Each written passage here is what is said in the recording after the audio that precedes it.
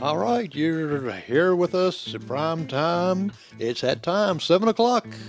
I hope you've got some good questions, and I hope you got some, you're going to learn some good stuff today. You're going to learn about buying houses and what you got to do to put yours on the market maybe, and, all kind of great stuff.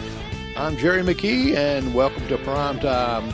You're going to be listening to Tamiann Adams, Cassie Ballard, and Greg Johnson. Probably done messed her name up already after I done said it 3 times. So I hope you enjoy this evening, and we're going to come back to you right after this commercial from... Jewelry has the power to be this little thing that can make you feel unique. Being a true gentleman never goes out of fashion. People will stare. Make it worth their while. For the woman of your dreams and the jewelry of her dreams, rings, pins, and pendants, fabulous rubies, sparkling sapphires, brilliant diamonds. Keepsake Jewelers. We are the jewelers who understands what dreams are made of. Dreams of gold, dreams of emeralds, and dreams of diamonds in pins, rings, bracelets, and earrings. At Keepsake Jewelers, we have whatever it takes to make her dreams come true. Visit our new location, Keepsake Jewelers, 441 North Duncan Bypass, Suite 5, Union, 864-427-5100, 864-427-5100, Keepsake Jewelers, Union.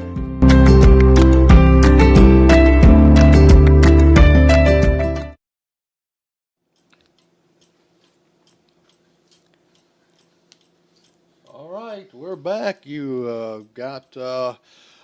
Cassie. I can't even know Cassie. Well. Can you change your name? No. Cassie Ballard. We got Tamiann Adams, and we're going to let you look over their pretty faces there. And we got Greg Johnson. He is on the line from Charlotte, North Carolina.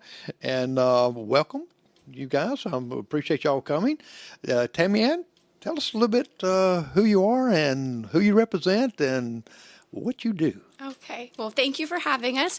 My name is Tamiann.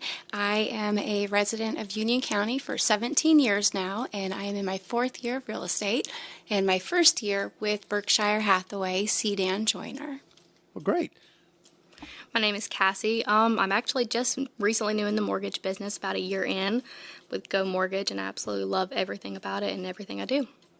All right, and Greg, you introduce yourself, please. Yeah, Greg Johnson. I'm currently living in Charlotte, North Carolina, but I do work out of the Spartanburg office with Cassie. I hate to say how many years I've been in this, but let's just put it in from the 90s. Well, that's a short time. Yeah. All right, let's get into this. Let's talk a little bit about interest rate, because everybody's wondering and curious about interest rates. Is it going to go up higher, and what, all the things that just blows their mind that maybe will keep them from maybe purchasing a home. So purchasing during high interest rate, tell me a little bit about that. Okay, so really, there's not a set interest rate. That takes so many factors of each individual person, their credit, their income, their length of history, delinquencies, everything goes into a part of taking their credit score. So to give one credit score for everybody, they're not going to get that.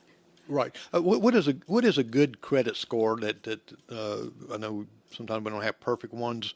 What is a good credit score for someone to really get into a good home? Well, we start actually at a pretty low rate for Go Mortgage. Greg, can you reference what number that is? I think it's 520 with 10% down. Yeah, we can definitely help some of our folks out that's got the lower credit scores. They are going to put a little bit more down because of the risk associated with that score, but we can help those individuals. And if we can't get those guys approved, what we want to do with those folks is to help them get their scores up. We can do credit counseling at no charge, and this is something that we want to help our valued customers get those scores higher to where we can get them in a house, because the rate is associated with a credit score. The better the score, the lower the rate, the better the product. And probably a lot of people ask also about, well, what if I don't have a lot of income, and that's a factor into it also, isn't it?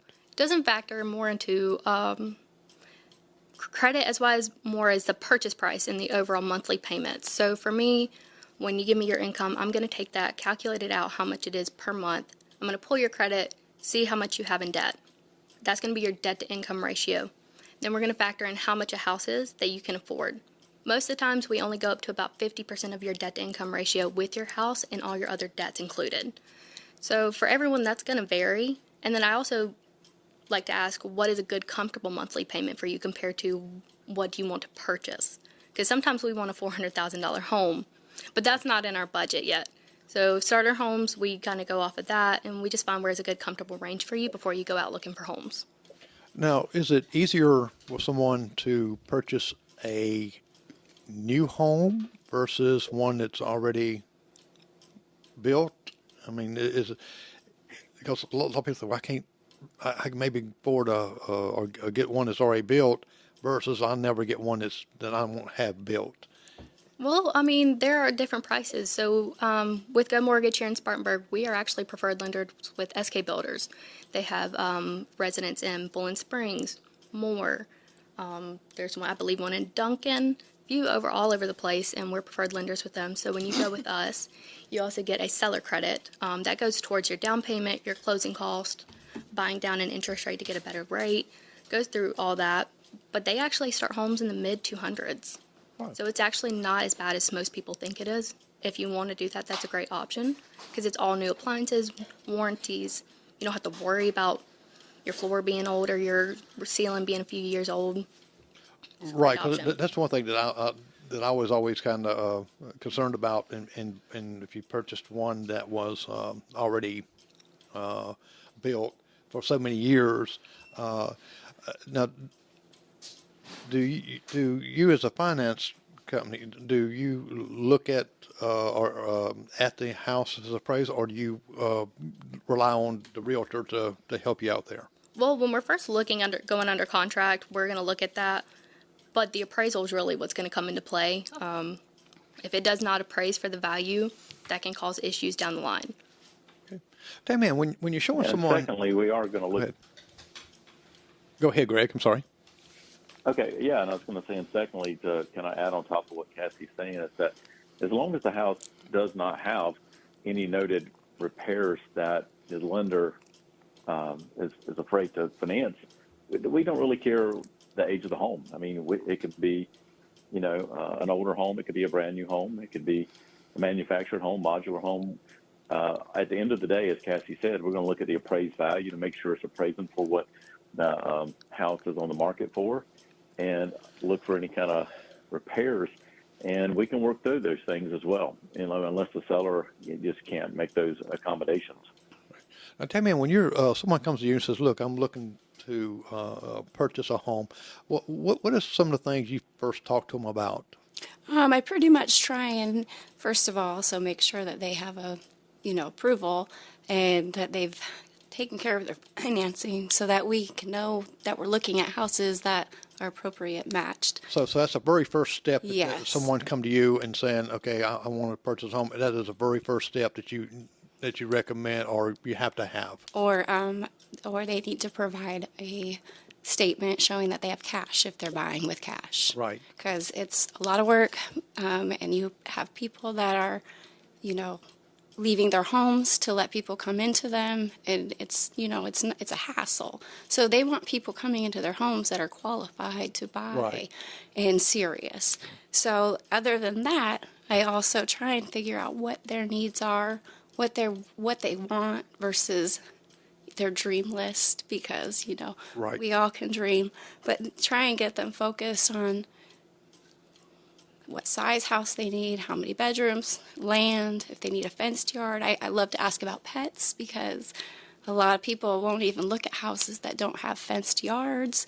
So really just trying to figure out what their needs are. And Well, nowadays, people have got pets. That's like a family member, and they got to do all the extra taking care of and stuff like that. That now, when you said, "Do you get many to pay cash?" Have you ever had anyone to pay cash? oh yes, Really? yes, Wow. yeah. I have somebody that actually is very serious about paying cash for a $400,000 home. Wow. I'll have a decision from them in a couple of days, That's great. and it's been verified. That's even better. Yes. Now, when you on the buying side, now on the selling side, what are some of the tips that you can give someone if they're wanting to sell their home? Okay, so if they're getting ready to list their house, it is good for them to call an appraiser sometimes and really get a good idea of what their house value is. Our area, Union, is a little bit harder to comp out because our sales are not in this radius of here 6 miles. There wasn't a whole lot to choose from, so I had to widen the search to get some data in. Oh, well, yeah, and that's understandable because every area is a little bit different. Now, and when on the financing end, do you look at those areas? Is that a big factor? Yes. So the appraiser would tell us and how far out the houses were, and sometimes that does include making the appraisal cost go up more. The farther out it is, the more research they have to do, the more they're going to charge for that appraisal. In addition, they can do pre-inspections, so that way there's not a big surprise when the buyers go in and have a list of things they want done. Sometimes there's certain things that insurance requires. Maybe it's deck rails, different things. Now that when I can do a walkthrough, I can kind of gauge what may or may not need to be done, and then give them an idea from there. And a lot of people will just prefer to sell as is. Especially in the market right now, because they're buying. Right. So. Now, what is the difference? Now, a lot of people think, so, well, my house, my tax value versus my appraisal, I know you probably get that a lot, and it is a difference. And people don't quite understand that. Could you elaborate on that? I'm going to let Greg take that one over because that's a little bit more in his area. So, yeah, let's answer that question. So there are two types of appraisals when it comes to your home. And the first one is what's called a market appraisal, and that is where the appraiser will be assigned to go out to look at the house.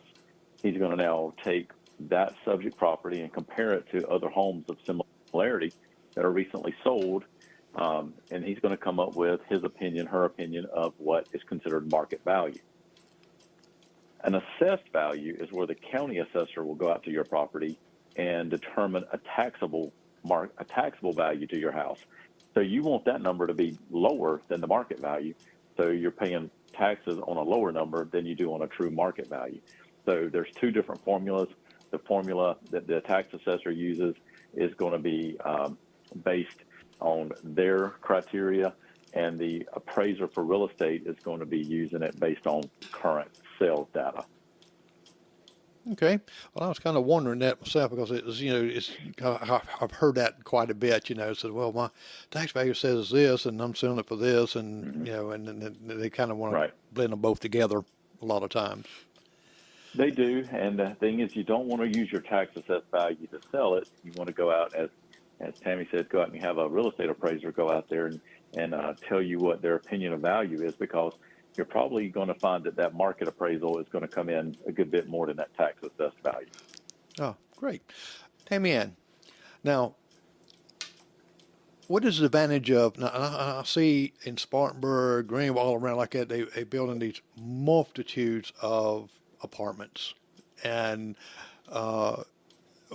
what is your opinion as far as buying versus rent? Well, I think it's very important for people to buy as soon as they can start thinking about buying. Being able to hold real estate is valuable, and when you're just renting, you're not keeping any of your money. You're just giving it to somebody else and paying their value and putting money in their pocket. So I feel like I've actually myself never been a renter. I've always owned since I was 21 years old. And I've been able to take properties and step up. My first house was a condo. And then I bought a house on a mobile home on 5 acres. And then I bought a house that is, well, considered my forever home. So it took me steps to get up there. I wasn't 21 and able to buy my, the house that people think they can jump into right away. Right. So I always push to buy a house if they can work really hard at getting their finances in order. The sooner the better. Okay. Well, we'll got a couple more questions on that right there. We'll be back right after this sponsor, Keepsake Jewelers.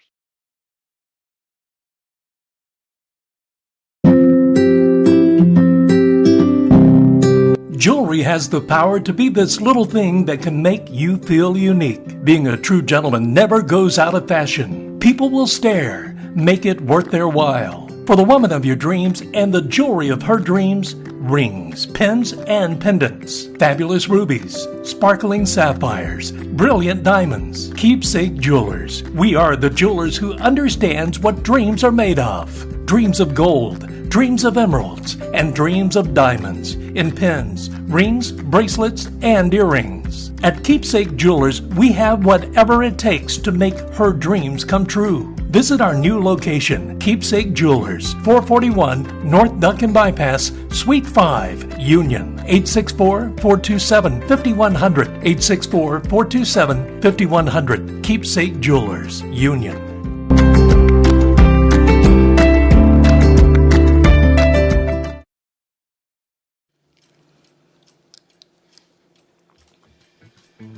All right, we're back, and I hope you're learning some stuff on how to buy a house and how to, who knows? We're going to talk about a little bit about selling a little bit later on, too. If you're selling your house, you get some good hints from that. And Tamiann, we were talking about rent versus buying, and you mentioned condo. Now, a lot of people, even though you purchase a condo, you still have some expense there that you have to continue to do, correct? Or is that like, I know some condos that you buy. I had homeowners homeowners dues. Right, and insurance for it, not insurance, but like the elevator breaks or you have some. Do you have some expense there that you have to incur with a condo versus a house? Okay, so my particular property was actually a co-op, and a lot of people don't understand what that was. And with that one, I actually owned 1/40th of the entire property. So we would pay in to a homeowners association, and they would build the reserve to maintain the pool and parking, garages, and different things. Other than that, I didn't have any other expenses. Our insurance was part of the homeowner's dues for the exterior of the building, and then the interior to cover personal belongings and whatnot would have fallen under the same, like a renter's insurance for that situation. Okay. Now, how does that work with in a financial institution like that? Is it easier to purchase a condo versus a house, or you just have to weigh that out? Well, with condos, it can be a little bit more complicated. There are some questionnaires that have to be filled out. There are more stipulations towards it. We just closed a deal probably about 2 months ago with one. And it just takes a little bit more time with them because it is not just like a regular home. There are other homes surrounding it. So you kind of have to take that into a factor as well. Okay. Now, I know some properties, especially at resorts and like, for instance, Myrtle Beach and areas like that, you purchased a house, but you don't own the land. Is that a big problem or Well, I've actually never run into that problem. Greg, have you? No, it doesn't. I mean, that's kind of a given going into it, that you're buying the unit instead of the land that it sits on. And so it's really not an issue for us. Again, it's pretty much goes to the same type of issues that we have for any buyer. Do you qualify based on the payment? Does the house appraise? We have to add in the homeowners association dues into the debt income ratio. But if all of that checks out and the house passes all the inspections, then it's pretty much full steam ahead at that point. All right, what is the current price per square foot ready to move in homes? So in Union County right now, we're running at about 108 square feet. That's based off of a report I ran earlier today. And those are for like move-in ready homes. If you're selling one that's under, needs some work and TLC, that price can come in between $60 to $80 a square foot, depending on the size of the house and what all the work needs to be done. Okay. Now, tell me, for instance, if I was seen a house for sale and I seen on the sign that it was another realtor, are you able to sell that same house or show that house, even though maybe another realtor has it, or if someone contacted you? So I can act as the buyer's agent on any property that is in the upstate where I cover the territory of. And if it's a listing that's not mine, I have access to schedule showings and get into the house just as easy as if it was my own listing. Okay. Well, it's is it harder to do that because, or do you have to maybe I know the realtors got lists and stuff like that. Do you have to split? So there is a commission split, but one thing about having a buyer's agent represent you versus using the seller, that the listing agent, you want to make sure that you're really being represented. You want to make sure that your best interests are protected. It's a little bit harder when you're going to represent both ends to really do that for your selling client and your buying agent. It's possible if, they pretty much have a price that's at the offer price or above. If you're going to start going lower, your seller is going to say, well, why are you doing that for me? But if you're not going to go lower, then your buyer is going to say, well, I want to go lower. It's just kind of not that. It's not easy, yeah. So it is allowed, but the seller and the buyer both have to agree that you're going to represent both of them. Oh, okay. All right. Now, is it easier?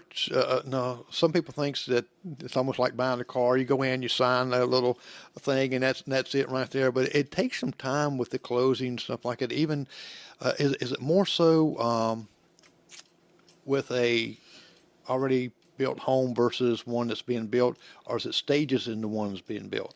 So I have both under contract at the moment. With an existing home, you can expect closing as long as the seller and the buyer can agree that that's a good time frame and the seller can get out of the home, 30 days. That's usually our average to get an appraisal, get title, get your file to underwriting, get it cleaned up, get all the paperwork and documents needed, signed, all that good stuff. But with the new build, for us example, with SK Builders, if you get pre-approved with me, you go to SK Builders and you tell them, I want this home. You'll sit down with them, you'll create a plan, they'll send it back to me with the contract, and then 2 months before it's done closing or building, that's when we go ahead and start finishing it up. Because if we go ahead and pull your credit, start getting the pre-approval done, and then send it to underwriting, it's going to sit there for 6 to 8 months because we can't go appraise the house until it's done. We can't go do the final inspections. You can't buy the house until it's completely done. So it's different for each end, but even 30 days, you can get it sooner than that. My first closing, actually, we had a clear to close in 7 days. I saved the deal, was already under contract. It was falling through, and my team came together, and we saved it within a week and a half. And he bought the house, and he's now living here. Okay. Now, with the building of the house, is it now? Do you put is the money already there for the builder? Does the contractor get all the money at one time, or they get it in stages? Because I hear different ones for different contractors. They do different things. So for a new build, if you're like doing with SK Builders, you're going to pay them at closing when the home's done. But if you're going under a construction loan, it can vary depending on the product. We have a one-time construction loan where you only close one time throughout the entire process instead of doing 2 closing calls. We just combine it into one. With mobile homes like Clayton Homes, we have a great product where we offer them 20% up front, 80% upon completion, 20% upon delivery. So every product is going to be different. Okay.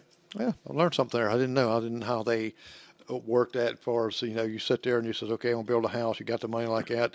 I'm just wondering, is it how many different closing calls? Because it's different like that. You was going to say something. Yeah, I was going to say, actually, the moving time right now to get inspections ordered and appraisals. I had one house go under contract Tuesday, and then they came out and did the inspection the following day, and they did the appraisal the day after that.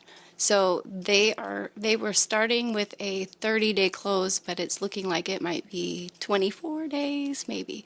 So if you get the right inspectors that come out in a hurry, then you kind of keep the timeline moving a little bit quicker too. Is it We've harder? had that as well. Is it harder to get inspectors out there sometimes? I know with all these houses being built, and I know they have to be overwhelmed.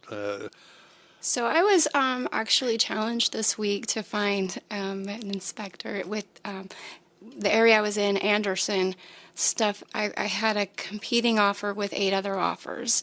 We went 10,000 over, asking for no repairs, but we did request a 3-day due diligence period.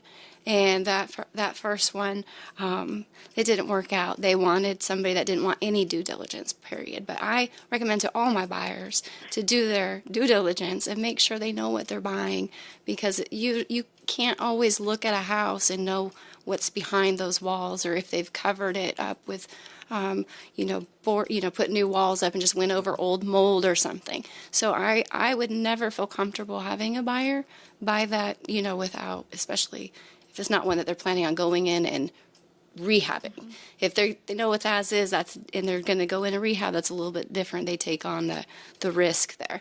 But the appraisal challenge I had was the next time that we put an offer in, which was the next day, we tried to cut that down.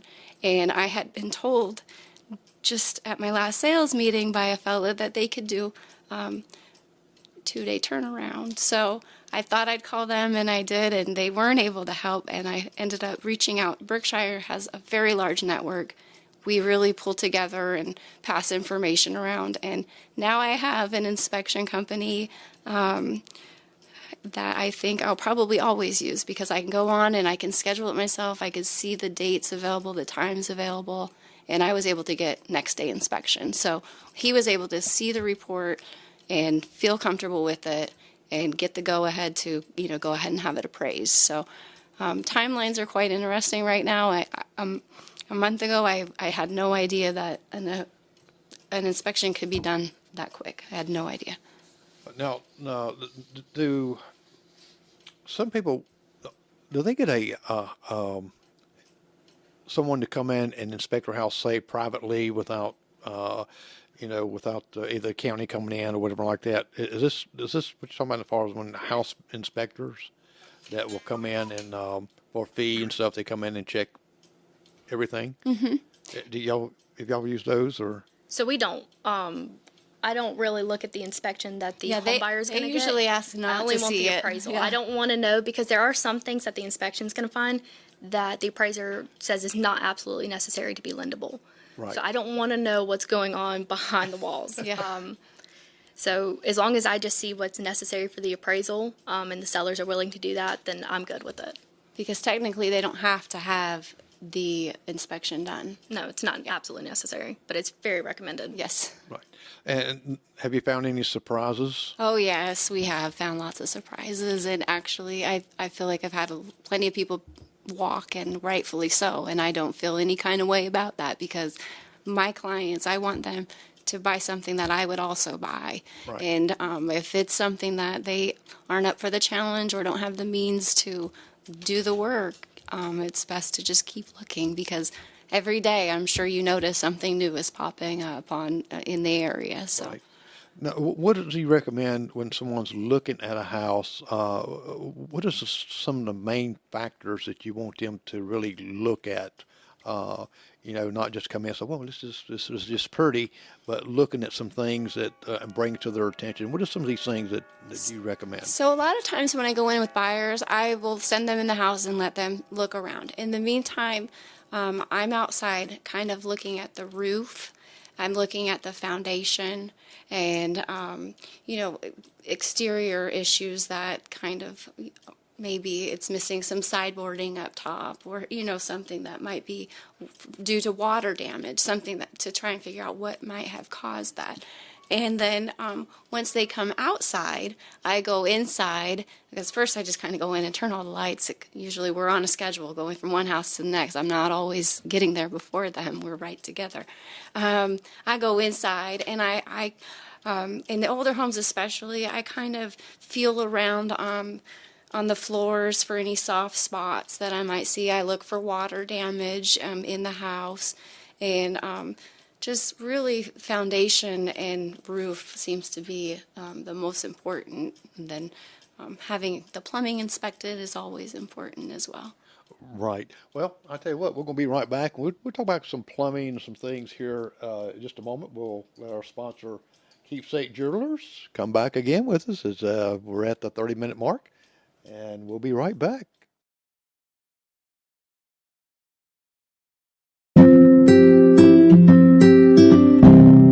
Jewelry has the power to be this little thing that can make you feel unique. Being a true gentleman never goes out of fashion. People will stare. Make it worth their while. For the woman of your dreams and the jewelry of her dreams, rings, pins, and pendants, fabulous rubies, sparkling sapphires, brilliant diamonds. Keepsake Jewelers. We are the jewelers who understands what dreams are made of. Dreams of gold, dreams of emeralds, and dreams of diamonds in pins, rings, bracelets, and earrings. At Keepsake Jewelers, we have whatever it takes to make her dreams come true. Visit our new location, Keepsake Jewelers, 441 North Duncan Bypass, Suite 5, Union, 864-427-5100, 864-427-5100, Keepsake Jewelers, Union.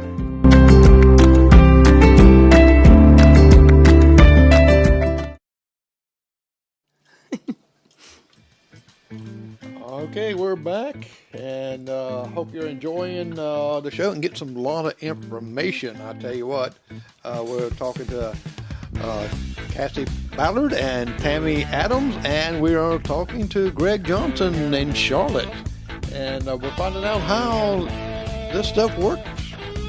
Buying houses. We're going to talk a little bit about selling houses here in just a moment too.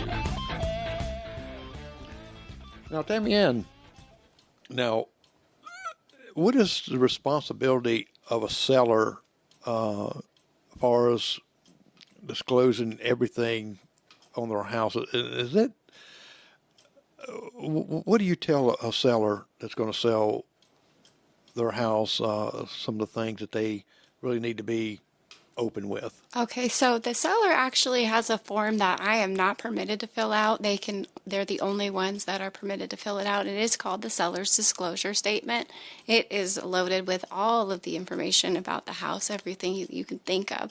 And they are to fill out as much information as they know about that. However, there are some situations where a seller's disclosure is not required if they haven't lived in the house previously, if they had just purchased it and turned around to to sell it. So sometimes there is not a seller's disclosure. For lead paint disclosure, any house built 1978 or prior, it is required to have a lead paint disclosure, whether that it has lead paint or not. If they have had an inspection done previously and they know and they have a report, they have to also provide that information. So information that they know and they don't report, I have no way of knowing what they know or don't know because it's not my property. Right. And so I have to trust them, and it's all done through legal documents. They're signing legal documents. So we hope that they're honest as they can possibly be with those sellers' disclosures. Cassie, if someone, can they fill the application out online or in person? And usually what's the turnaround about approval rate? Yeah, so I actually have a website you can go to fill out the application, QR code you can scan, or you can call me or come in person and do it. Super easy. It takes about 10 to 15 minutes, but I usually take a little bit longer because I like to get to know you. I like to know who your family is and why you're buying the house, your situation, just like Tamiann does. I feel like that gives you a little bit more of an understanding of who they are and their situation. But turnaround time, it just varies for each person. So let's say if they want to include their overtime, I need to get some papers signed up that they can send me their income documents, and I need to look over the past 2 years of overtime, and I need to calculate that. If they're self-employed, I need to get tax returns. I need to run estimates on that. I need to run that through our calculators. Because if you say you made $80,000 last year, but you claimed a lot of it, and it says you only made $32,000, that's a big difference of what you tell me versus what we calculate. So usually turnaround times, you can expect anywhere from end of day to maybe 24 to 48 hours, just depending on the situation. Okay. And what kind of income that you look at? Because a lot of people have different ones, like you said, from being in the business themselves or doing things on the side. You probably hear that, oh, yeah, I'll make this on the side here. But they actually got to have some type of proof, right? Yeah, so we do what's called a verification of employment when we get down the line. Usually one of the administrative assistants is going to do this. They're going to verify that you're an employer there. We have automated systems, so if you don't tell us about one of the jobs and it pops up, we're going to have to put that on there because there are some places where I need to know. For example, I do state housing where it's down payment assistance program. There are income caps.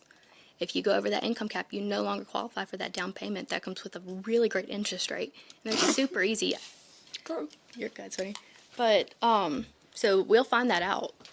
So just try to be upfront as much as possible. If it's a part-time job, you need to be at that part-time job for 2 years because we take the average of hours and we take that and do that. If it's a full-time job, you can be at a couple different ones, but we still need a full 2-year history. Self-employed, we need 2 years of tax returns. No. And speaking of the time frame there, what time frame is it? Say, for instance, a guy just been working at a job for a year. Is there some situations that that won't make any difference, or do you look at the job history? Because you got some people I know that go from every 6 months or so, change this and change that. Is that a factor? It can. So for full-time, we want a full 2-year history. So let's say if you were working at one doctor's office and you went to the next one, that's in the same field. So we're good with that. But if you're continuously changing jobs, that kind of looks a little sketchy and it might not work out for the best for you. So you want to try to stay with your job as long as possible or stay in that field when you're trying to get in the pre-approval process. Now, do you count in like alimony, child support, and that's one of the questions I would go over with you is, do you pay alimony or child support, or do you receive any? Because that if you receive it and you were scheduled to receive it for a few more years, depending on the child's age, we can actually include that in your income. Now, say if the child's 17, we're not going to include that because you're not going to get it for a year or less. Right. So it varies for every situation, but we are going to ask you about every source of income you have. Okay. And that's including government assistance and things again. Okay. Well, that's good to know because a lot of people don't know that. They think that this is, I'm so sorry. They don't have to add that to it. And just anything that's going to increase their salary on them. Okay. Now, Well, the thing is, they don't have that. They don't have to add that to their income, but if they need it to qualify, we would at that point. right. Okay. Only time is like, again, with state housing or any of these down payment assistance bond programs that have income caps, we need to know about all that so you don't disqualify yourself by not telling us about something. Right. Okay. Because I know, Greg, you just made a good point there about someone maybe getting a little low and not qualifying quite as much, but if they had just over that limit, and they might be doing something, so, well, I've been doing this for a long time, getting paid for this here, and verification on it, that would help them quite a bit. making It them make would, a and difference. let's talk about that. Yeah, like if it's a part-time job, there's a little difference in that. There, I mean that you've got to have a 2-year continuous history of us to use that. If not, we can't use that income, even if you bring us pay stubs, because that is more in line of seasonal type, temporary type income. So you need to show a elongated history of receiving that income. Yeah, that makes good sense because you got a lot of people will go do something part time during the summertime to get a little extra income, or just, that maybe it's just a seasonal thing. Huh. Well, it seems like that. Where I know you said they can call you and stuff like that. You can let people know where they can find you and. Yeah. So I have a Teams number that I like to use that goes directly to my phone. That way I know it's more of a work phone call compared to calling my cell phone number. That number is 864-768-3469. If you search on Google, Go Mortgage Cassie Ballard, you're going to find my website right there. It's going to say apply now, or you're going to find my phone number again, or even my email address, which is cballard@gomortgage.com. Well, that's a good place. And Tammy, how can they find you? So, I'm sorry I keep coughing, y'all. I'm trying to get over this. My website is tamiann.com, TAMIANN.com, and my listings are there. I currently have 3 listings that are live, and I'll have 2 more there tomorrow. And 4 of those are in Union County, and 1 of them is in Cherokee County. Oh, well, that's how they can get a hold of y'all. And you know what? If you Google Primetime with Jerry McKee, you'll get a lot of stuff plopped up there too. So if you want to take a shortcut, that is. And if I want to sell my house and you walk in and I said, okay, I want to sell my house. What are some of the tips? What are some of the things that you can tell me about being a seller that's going to help me sell my house? A lot of it would be taking down personal photos and whatnot, so that way when you take pictures, you have buyers that are like not just focused on extra things, really cleaning up, tidying, like looking around here, everything is beautiful. That would be really my only suggestion. Would say to take down the family portraits and pictures. Just there goes a picture of me. especially we don't really care to post it all over the internet. It goes worldwide. So just if they have concerns about their privacy, I tell people to put up items that they don't want to be published online. And then sometimes a good power wash is good for the exterior of a house or an awning. It makes a big difference in a front page, a picture on the front of the listing. So. Or even lawn care. I've had a few people who have been pre-approved.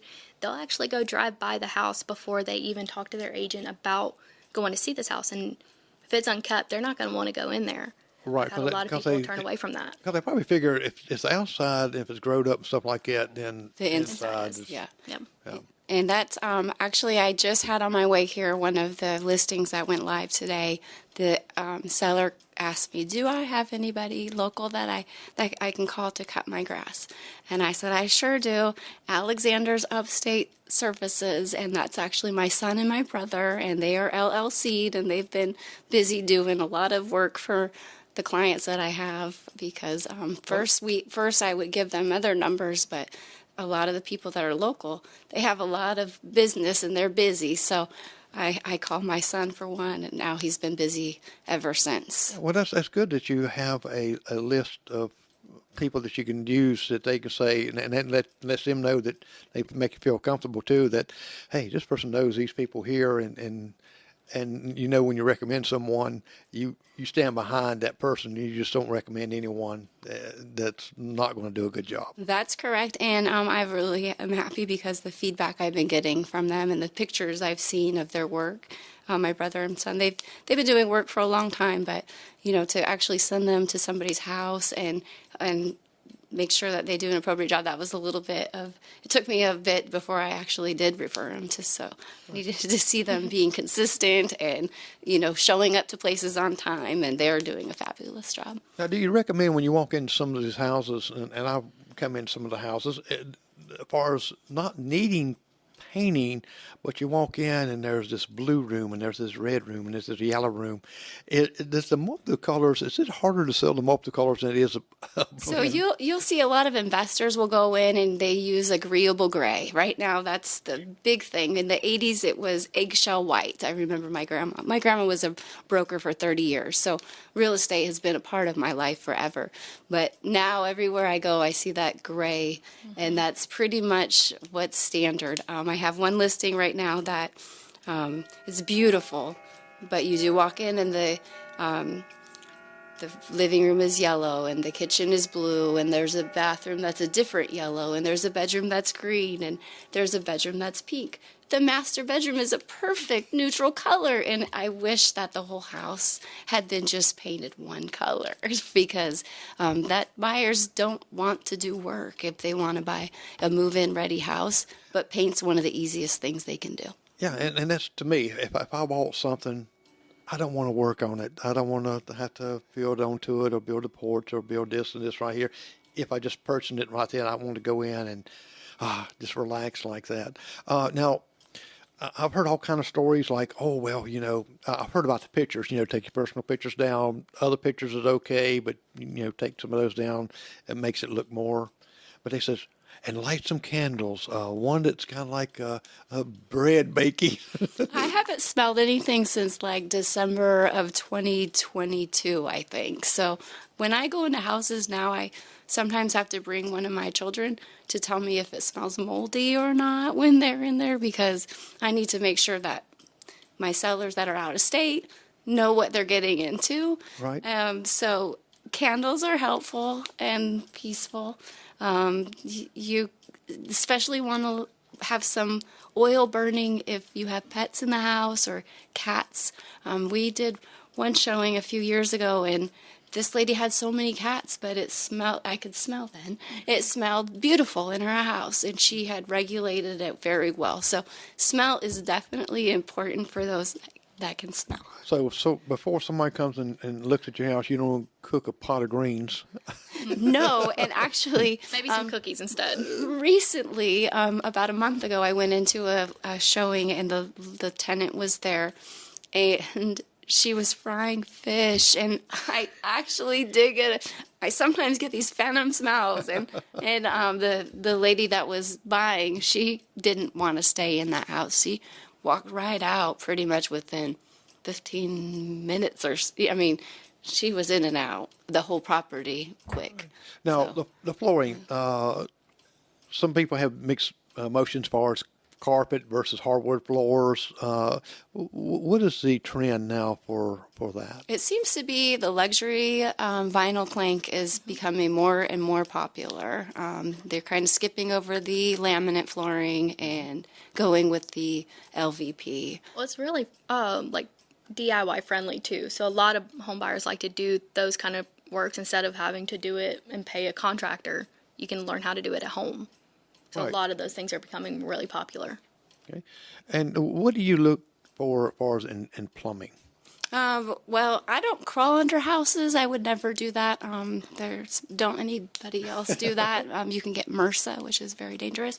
But really making sure that there would be no leaks. And I actually had one house in Lawrence a few years ago, and when the inspector went under the house, the bathroom had nothing. It was draining to nothing. It was draining just to under the house. So that had to be repaired in order to close.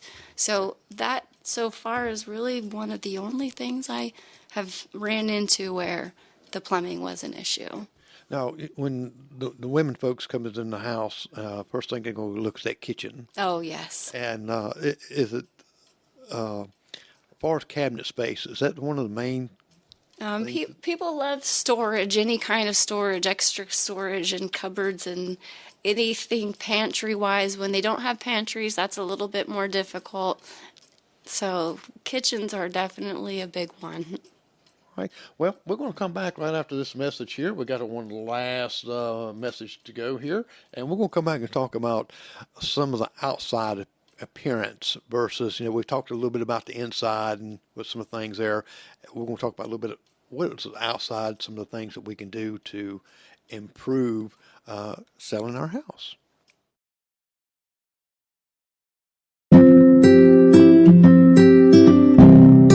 Jewelry has the power to be this little thing that can make you feel unique. Being a true gentleman never goes out of fashion. People will stare. Make it worth their while. For the woman of your dreams and the jewelry of her dreams, rings, pins, and pendants, fabulous rubies, sparkling sapphires, brilliant diamonds. Keepsake Jewelers. We are the jewelers who understands what dreams are made of. Dreams of gold, dreams of emeralds, and dreams of diamonds in pins, rings, bracelets, and earrings. At Keepsake Jewelers, we have whatever it takes to make her dreams come true. Visit our new location, Keepsake Jewelers, 441 North Duncan Bypass, Suite 5, Union, 864-427-5100, 864-427-5100, Keepsake Jewelers, Union.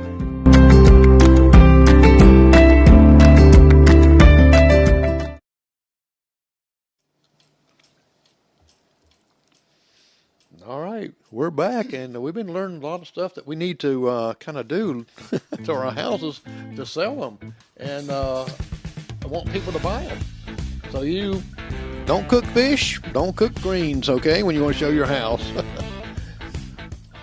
All right, hey, if you want to become a real estate agent, Tammy, how can someone just say, if I want to get into real estate, what is the first step they got to do? So the first step is 90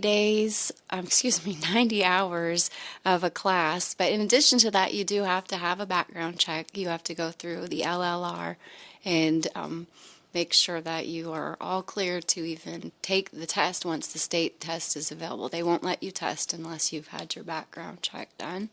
And then in addition to that, finding a good brokerage to work under.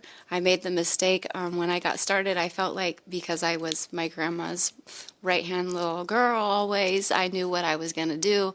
And she didn't have the internet, so I thought, well, I have all the tools and resources. I could find them myself. I went with a unknown virtual company, and everybody even got the name mixed up. So I am so excited I found Berkshire Hathaway, because they don't just provide you with tools and resources. They provide you with ongoing classes that help you build your business and help you grow, just keeping things in order. And there's a lot more to it. I've been told by somebody once that I'm just opening doors. And of course I didn't say anything, but it was one of the most insulting things I've really ever heard, because there is so much work that goes into just even before you go see the house, scheduling it, looking at property tax information, pulling reports on it, CMAs, and just one house alone. And if somebody's scheduling 4 or 5, that could take, Take a lot of time. 2 to 3 hours, and trying to find time that's undistracted in real estate is becoming, it's not really a possibility. So I'm always trying to do more than I should, but there's not enough time in the day to wait. But picking the right brokerage and taking advantage of any of the classes that they have in addition. Most of them are complimentary and part of it, but there's also training sessions that when I'm already signed up. I haven't signed up yet, but I've already obligated myself to it in January. It's called the Ninja Selling Program, and it actually is a $1,000 program, and that's with a discount. But I feel like the people that have gone through the class and everything, they've done so well, I can't not take the class. I have to know what they're learning in there. Now, in a license, do you have to take a test? Yeah, so you have to take 2 different tests, a national and a state test. And for me, one of them I passed on my first try, and then the second, I only had to go back and do the one that I didn't. I don't have to take them both again. The second one I actually passed on my birthday, so I was pretty happy that day. And The testing is in Greenville. You can do your classes if you decide to go with Berkshire. For example, they now have the CDAN Joiner Academy, so they have offered their own classes through LLR, and that's actually brand new. They just got started with that. They have online options and in person. So I think if you do the online option, they actually let you do it at your time, and I think you have a whole year to do it. For me, I went to Spartanburg Community College, and I was working full-time at a mortuary affairs company.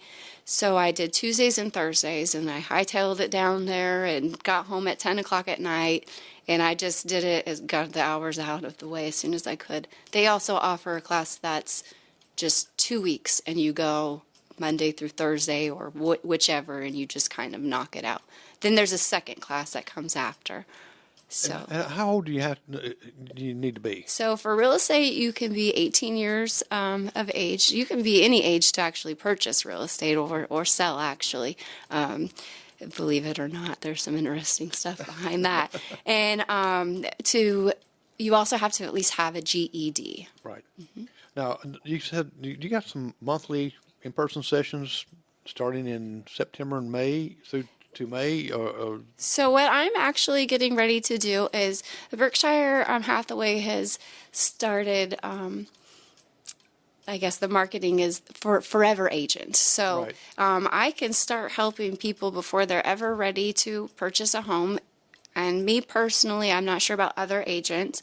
I start them as early as 16 years of age. So I'm going to be offering in September real estate planning service sessions, and that will help people figure out where they're at right now, where they want to be in either 6 months or a year, or maybe they have a 3-year plan. It depends on what they're doing. Or if they're looking to become investors and they want to get more information. So these sessions are going to be held monthly, and I will have a calendar released later in August for that. And they are complimentary. There's no charge. And they'll be group sessions, but then individualized while we're there. So. Okay. Great.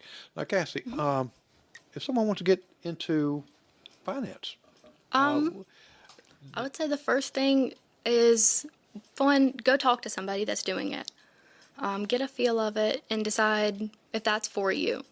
At that point, you would kind of talk to them and see if you would like to go retail, like go mortgages, or if you would like to go to the brokered side. There's a lot of differences between them, but just see whichever is best for you in your situation, and then find a class. They offer in-person classes, virtual ones where you can kind of do screen share and you can learn with people.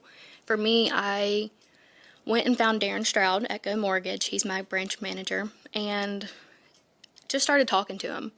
And I found myself at peace, like I was with family. That's how and I knew that I was at the right place. And he took me under his wing. His family did. The whole office did, even while I was in a learning process.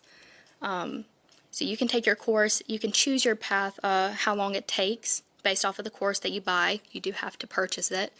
And I definitely recommend doing some exam preps, buying those, because it is a very hard test. I will say that's the hardest test I've ever taken in my entire life. And I was really good in school, but that was really hard. I passed with 2 points to spare. And it's very hard to pass on your first time.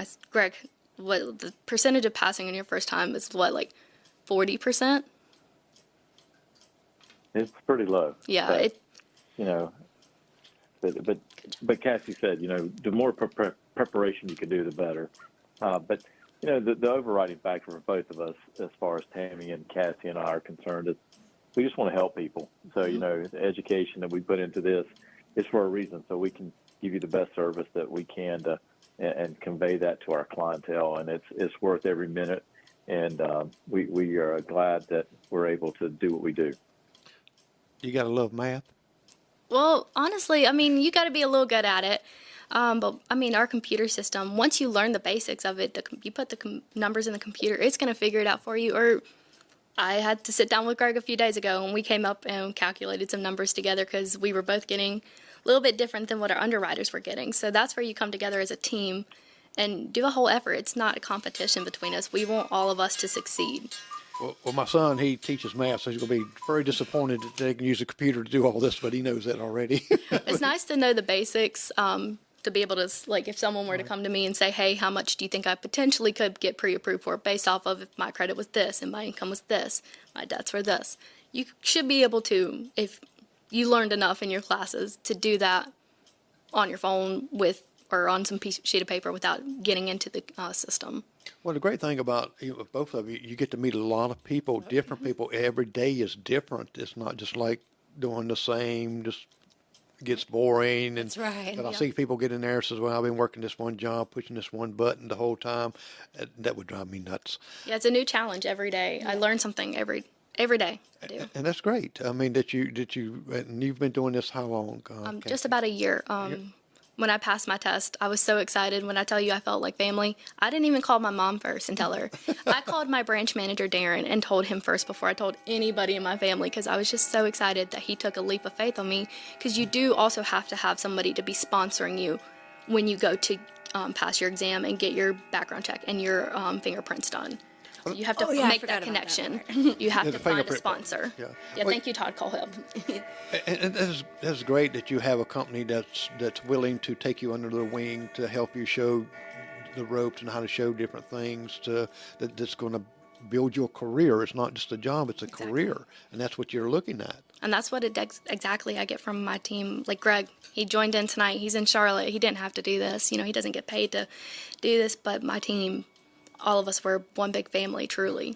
Well, I appreciate both of you. It's at that 8 hours. We can hear all these clocks going off. Cassie, appreciate you taking the time, coming out to explain some of the financial issues that people can run across and that maybe answer their questions. And Tammy, I know that a lot of people selling houses or going to buy houses has got what they wanted from that. So I hope they'll give you both a call to get this ball rolling for their lives and maybe start a new program with them. Yeah, I'm Greg, really excited to meet anybody that's interested. And Greg, I appreciate you being on also and your input. Well, thanks for having me. And so, guys, I just really appreciate you both. And we're going to switch over now because we're getting ready to close out. Thank you, Jerry. And all right, I'm Jerry McKee, starting this ZZ Top again at the end of it. Thank you for listening in. You've been listening to some wonderful, wonderful advice here. And I'm going to cut my music off now because it won't cut off on me. Anyway, stay tuned for next Monday. We're going to have a guy on here that's got a book out, stabbed 4 times, shot 16. So, and he's live to be on our show to talk about it. So we're going to find out some things like that. So you have a great night. I'm Jerry McKee and with Prime Time, and we're here every Monday at 7 o'clock. Have a good night.